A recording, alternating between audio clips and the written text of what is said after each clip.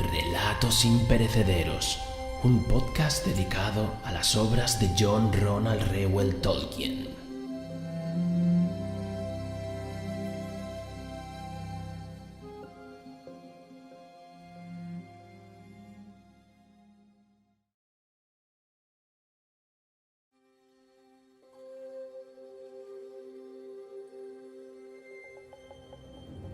Muy buenas amigos y amigas, viajeros y viajeras de la Tierra Media, y bienvenidos a un podcast más de Relatos Imperecederos. Mi nombre es Nathan y hoy os traigo uno de esos relatos top, podría ser para mí perfectamente el top 5 de los mejores relatos del Silmarillion,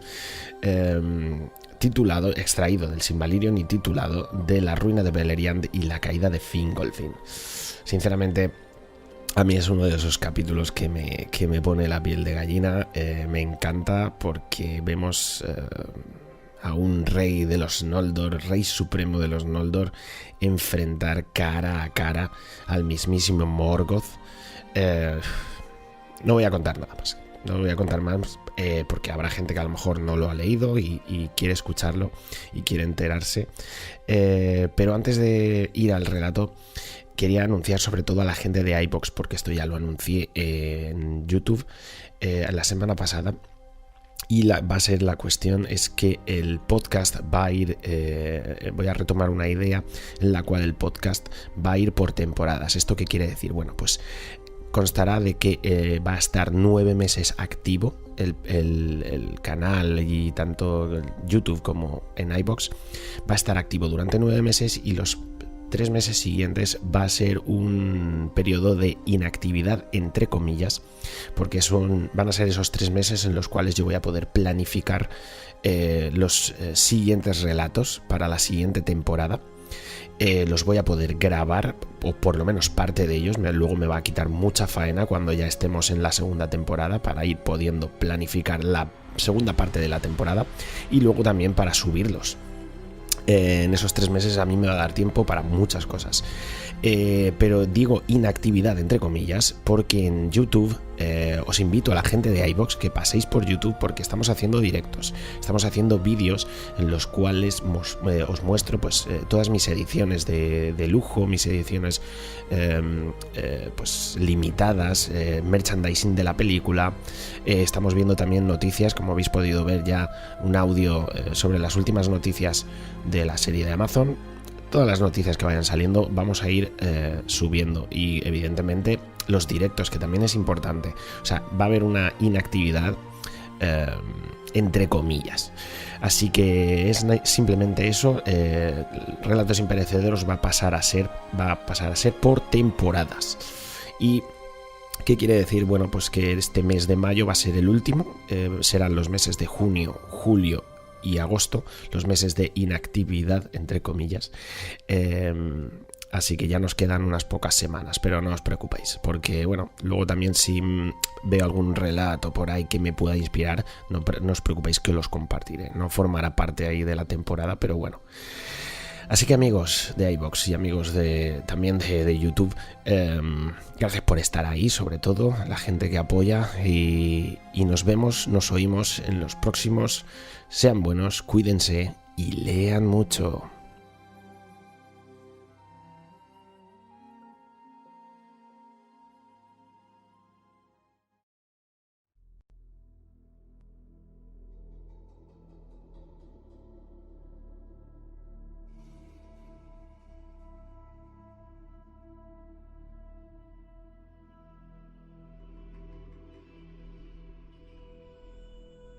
Ahora bien, Fingolfin, rey del norte y rey supremo de los Noldor, al ver que su pueblo se había hecho numeroso y fuerte, y que los hombres aliados suyos eran muchos y valerosos, pensó una vez más en atacar Angband, porque sabía que vivían en peligro mientras no completaran el círculo del sitio, y Morgoth pudiera trabajar libremente en las minas profundas, inventando males que nadie era capaz de adivinar antes de que él los revelara. Este propósito era pertinente de acuerdo con lo que él sabía, porque los Noldor no comprendían todavía la fuerza del poder de Morgoth, ni entendían que si libraban solos una guerra contra él no había la menor esperanza de triunfo, fuera porque la apresuraran o la demoraran. Pero porque la tierra era hermosa y sus reinos vastos, la mayor parte de los Noldor estaban satisfechos con las cosas tal como eran, confiando en que durarían y retrasarían un ataque en el que sin duda morirían muchos, fuera en la victoria o en la derrota. Por tanto, estaban poco dispuestos a escuchar a Fingolfin y los hijos de Fëanor, por aquel tiempo menos que nadie. Entre los jefes de los Noldor, solo Angrod y Aegnor pensaban como el rey, porque vivían en regiones donde podía verse Thangorodrim y nunca olvidarían la amenaza de Morgoth. De este modo, los planes de Fingolfin no llegaron a nada, y la tierra aún tuvo paz por un tiempo. Pero cuando la sexta generación de hombres después de Beor y Marak no había alcanzado aún la plenitud de la madurez, habían transcurrido por entonces 455 años desde la llegada de Fingolfin. Sucedió el mal que por tanto tiempo habían temido, pero más terrible y repentino todavía que en sus miedos más oscuros. Porque Morgoth había preparado su fuerza en secreto y durante largo tiempo, mientras la malicia de su corazón no dejaba de aumentar y su odio por los Noldor se hacía más amargo, y deseaba no solo acabar con sus enemigos, sino también destruir y mancillar las tierras que habían tomado y embellecido. Y se dice que su odio pudo más que su prudencia, de modo que si solo hubiera aguardado un poco tiempo más, hasta estar bien preparado, los Noldor habrían sido aniquilados por completo. Pero tomó demasiado a la ligera el valor de los elfos, y a los hombres no daba todavía ninguna importancia.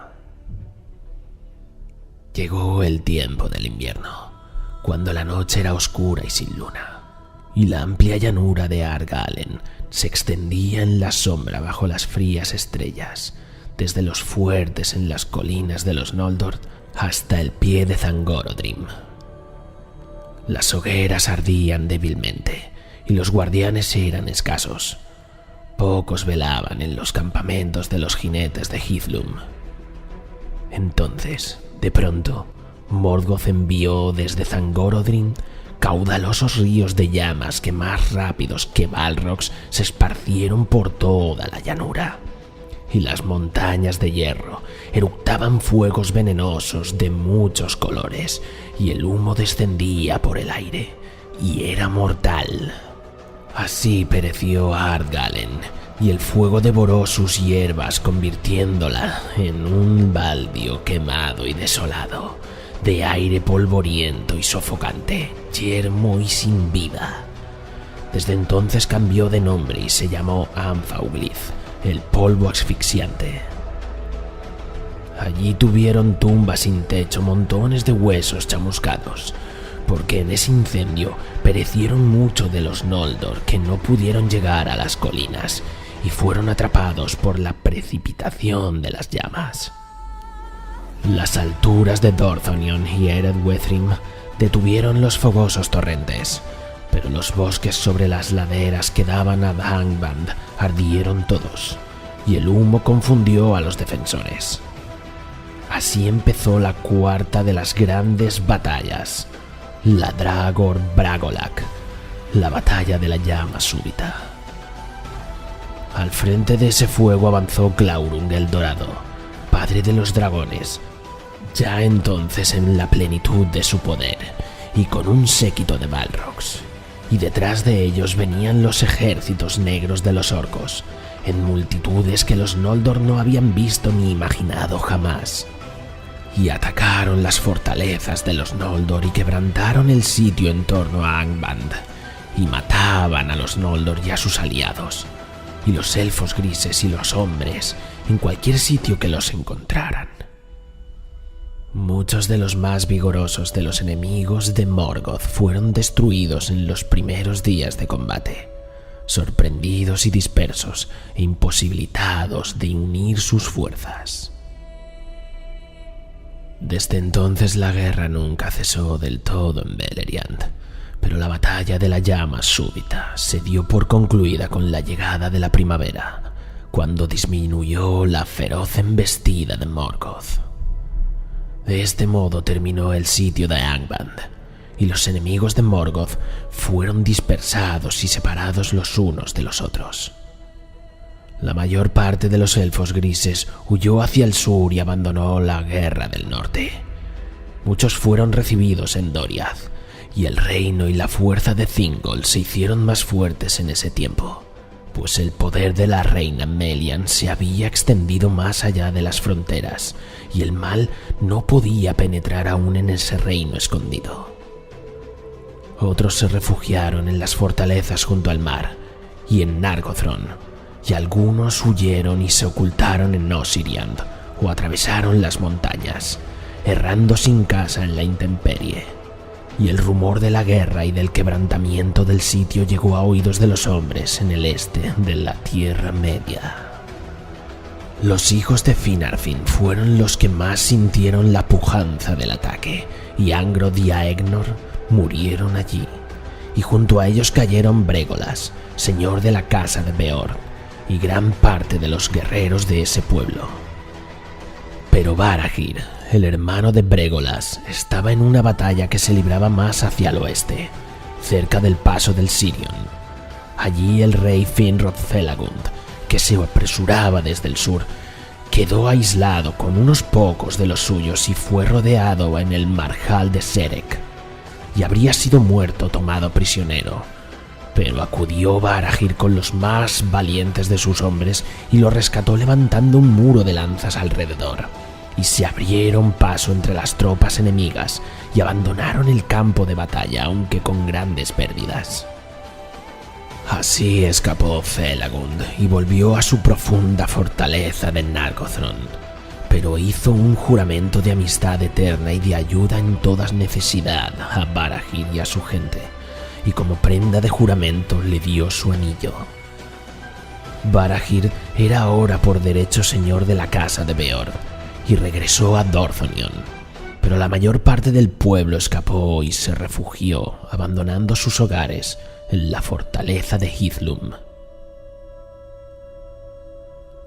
Tan grande fue la embestida de Morgoth que Fingolfin y Fingon no pudieron acudir en ayuda de los hijos de Finarfin, y los ejércitos de Hithlum fueron rechazados con grandes pérdidas hasta las fortalezas de Ered Wethrim, y apenas consiguieron defenderlas de los ataques de los orcos.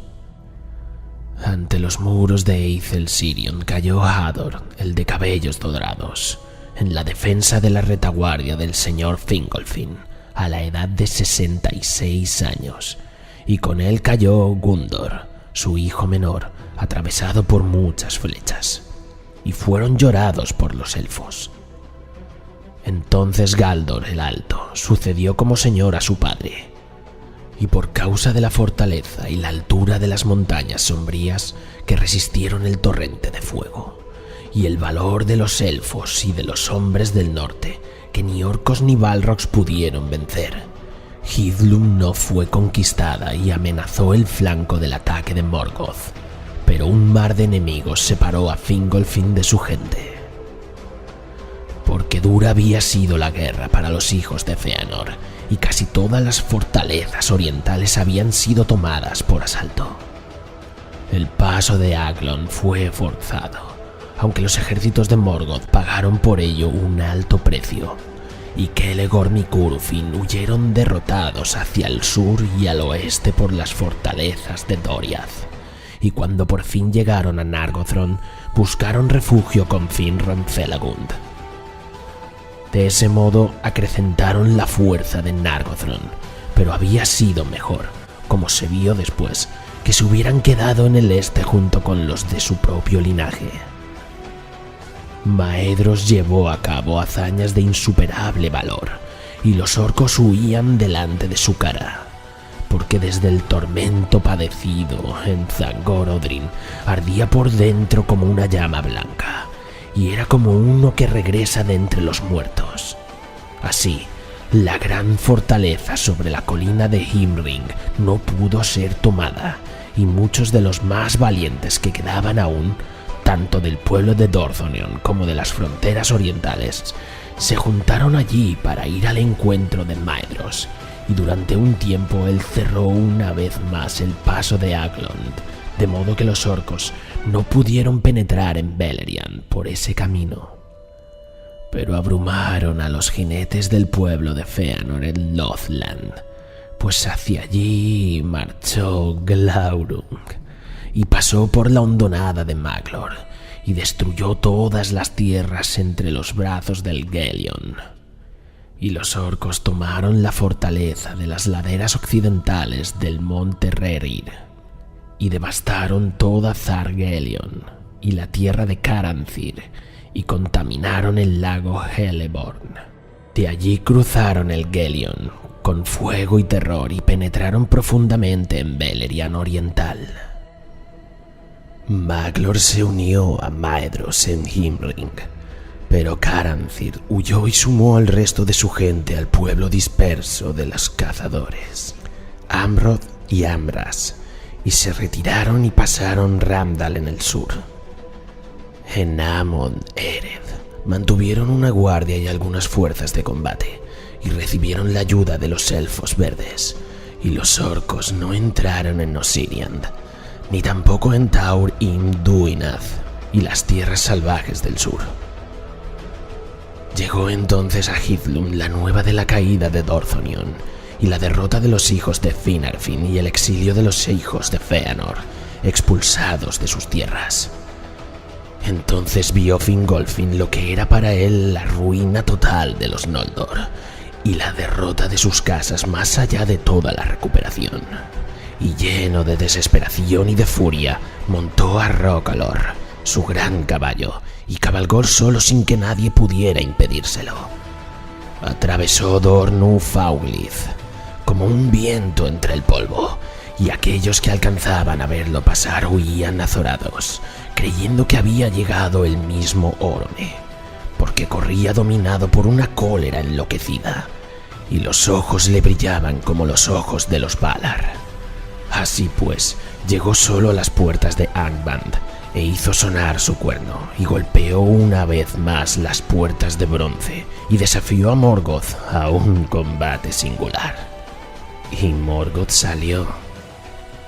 Esa fue la última vez durante esas guerras que Morgoth cruzó las puertas de su fortaleza, y se dice que no aceptó el desafío de buen grado, porque aunque su poder era mayor que todas las cosas de este mundo, solo él entre los Valar conocía el miedo.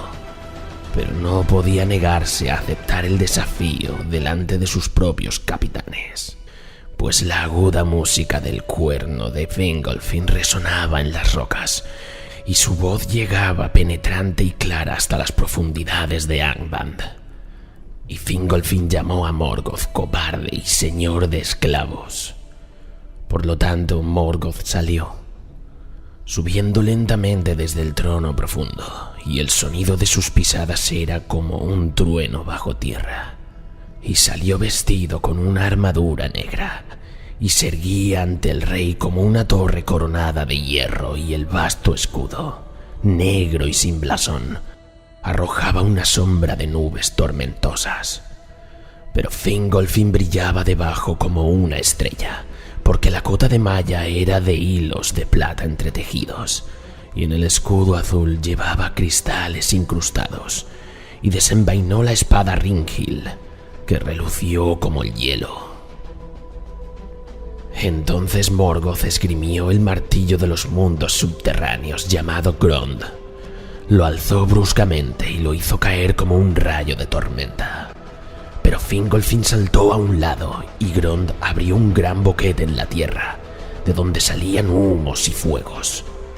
Muchas veces intentó Morgoth herirlo y otras tantas Fingolfin esquivó los golpes, como relámpagos lanzados desde una nube oscura, e hirió a Morgoth con 7 heridas, y 7 veces lanzó Morgoth un grito de angustia, mientras los ejércitos de Angband caían de bruces consternados. y el eco de los gritos resonaba en las tierras septentrionales. Pero por fin el rey se fatigó y Morgoth lo abatió con el escudo. 3 veces cayó el rey de rodillas y 3 veces se volvió a levantar con el escudo roto y el yelmo mellado. Pero la tierra estaba desgarrada en boquetes todo alrededor, y el rey tropezó y cayó de espaldas ante los pies de Morgoth. Y le puso Morgoth el pie izquierdo sobre el cuello, y el peso era como el de una montaña derrumbada. No obstante, en un último y desesperado intento, Fingolfin golpeó con Ringhill y rebanó el pie, y la sangre manó negra y humeante y llenó los boquetes abiertos por Grond. De este modo pereció Fingolfin, rey supremo de los Noldor, el más orgulloso y valiente de los reyes elfos de antaño.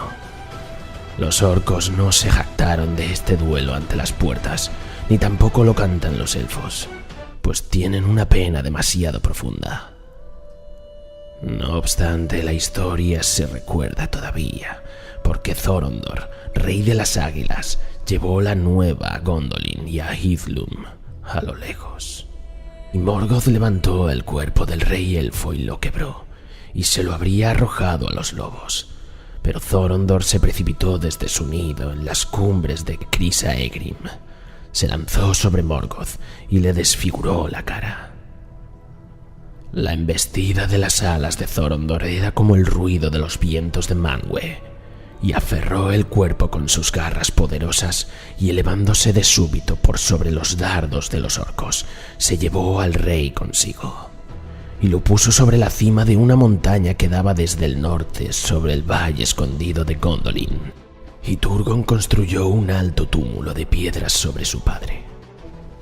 Ningún orco se aventuró a pasar por el monte de Fingolfin, ni se atrevió a acercarse a la tumba, hasta que el destino de Gondolin se hubo cumplido y la traición apareció entre los suyos.